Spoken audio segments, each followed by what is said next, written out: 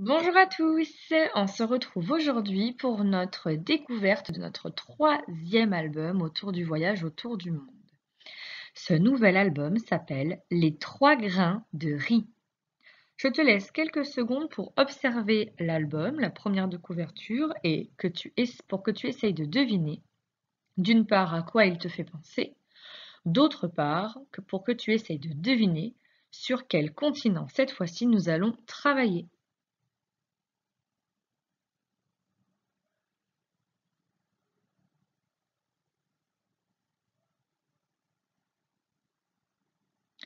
Alors, tout d'abord, le titre, les 3 grains de riz.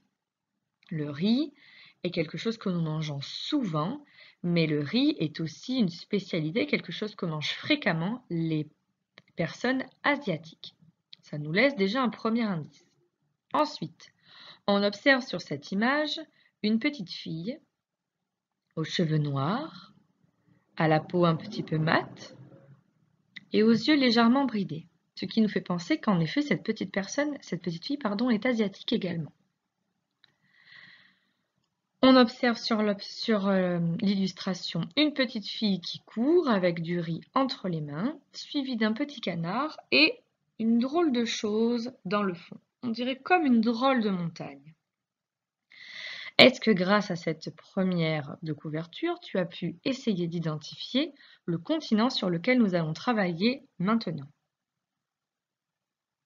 Il s'agit du continent.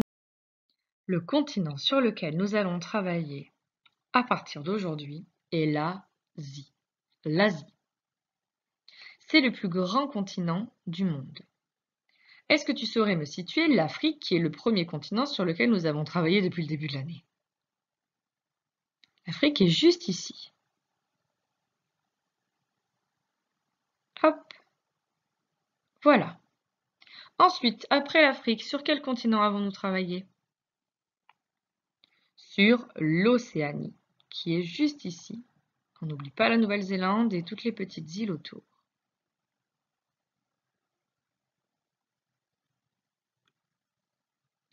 Est-ce que tu saurais cette fois-ci me situer le continent de l'Asie sur lequel nous avons travaillé aujourd'hui? L'Asie débute ici, avec l'immense pays qu'est la Russie. Tu te rappelles, la Russie, nous l'avions travaillé dans les énigmes du monde, c'est le pays le plus vaste du monde, mais pas forcément le plus peuplé, car il y a énormément de régions arides et froides, sur lesquelles le peuple russe ne peut pas s'installer. On descend par le Japon, on récupère la petite partie de l'Indonésie, le Sri Lanka, les Maldives. On repasse ici par la pointe de l'Afrique, du Yémen à l'Arabie Saoudite, par la Jordanie. On englobe la Turquie. Hop, et on vient ici. Et il y a une petite partie de la Russie, tu la vois, petite partie de la Russie en jaune, qui est un petit peu à cheval sur l'Europe. Mais la grande partie du territoire russe, à plus de 95%, est tout de même sur le territoire de l'Asie. Territoire de l'Asie, le voici. Si je prends la carte, le globe terrestre, comme si nous étions en classe, que j'englobe juste ici pour que tu le vois bien, voici en vert. Hop, j'efface ça parce que c'était pas très joli. Voici en vert le continent de l'Asie.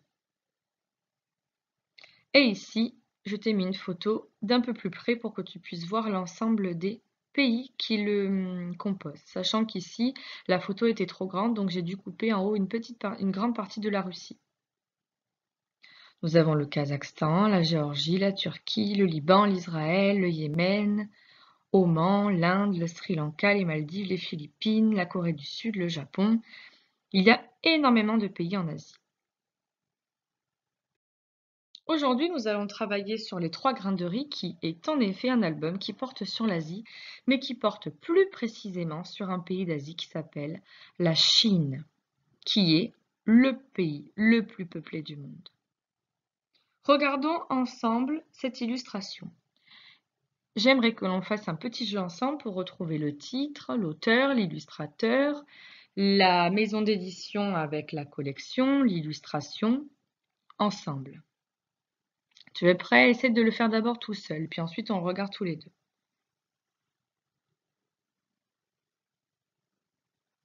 Alors, le titre, il est juste ici, les 3 grains de riz. L'auteur, juste là, c'est l'auteur s'appelle Agnès Bertrand. C'est une femme qui a donc écrit ce livre. L'illustration est tout autour de l'album. On a la chance d'avoir une couverture où il y a une belle illustration. Ce n'est pas toujours le cas. L'illustratrice est Virginie Sanchez. Des fois, je te l'ai déjà dit, l'auteur illustre et écrit à la fois son album et fait du coup les dessins. Là, ici, Madame Bertrand a fait appel à Madame Sanchez, Virginie Sanchez, pour illustrer son album. Ensuite, nous avons la collection et juste en dessous, l'éditeur. La collection des histoires du Père Castor et Flammarion est la maison d'édition qui a publié le livre. Tu es prêt? C'est parti. Sois bien vigilant, nous allons commencer la lecture du premier épisode. On y va. Ce matin, petite sœur Lee a mis sur son dos un sac de toile brune. Dans ce sac se trouvent bien serrés tous les grains de riz que ses parents ont récoltés précieusement dans la plaine à côté du grand fleuve. Et petite sœur Lee est partie en courant pour vendre ce riz au marché. Mais soudain, un canard sauvage se pose devant elle. Petite sœur Lee, donne-moi du riz. Avec le riz, j'efface les ennuis. Petite sœur Lee ne doit pas gaspiller ce riz, car elle doit le vendre pour ses parents qui ont besoin d'argent. Mais elle trouve extraordinaire qu'un canard soit capable de tant de bonté. Alors, elle ouvre doucement le sac de toile brune. Et c'est avec grand plaisir qu'elle offre une petite poignée de riz à un canard si gentil. Et le canard s'envole en lui disant « Merci ». À l'entrée d'une forêt de bambous, petite sœur Lee court toujours quand soudain un panda se présente devant elle. Petite sœur Lee, donne-moi du riz. Moi, avec le riz, je combats les méchants. Petite sœur Lee trouve formidable qu'un panda soit capable de tant de courage. Alors, elle ouvre une nouvelle fois le sac de toile brune. Et c'est avec joie qu'elle offre une petite poignée de riz à un panda si courageux. Et le panda se sauve en lui disant « Merci ». C'est la fin de notre premier épisode de lecture.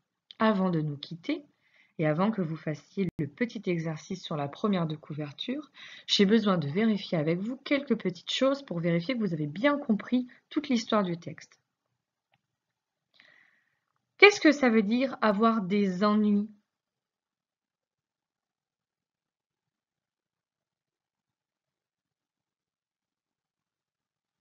Avoir des ennuis, c'est avoir des problèmes, des obstacles, rencontrer des difficultés. Et le canard, justement, avec une petite poignée de riz, il enlève tous les ennuis. Petite sœur Lee réfléchit à 2 fois avant de donner du riz au canard et au panda, parce qu'elle ne veut pas gaspiller le riz. Qu'est-ce que cela veut dire gaspiller? Gaspiller, cela signifie utiliser de manière inutile.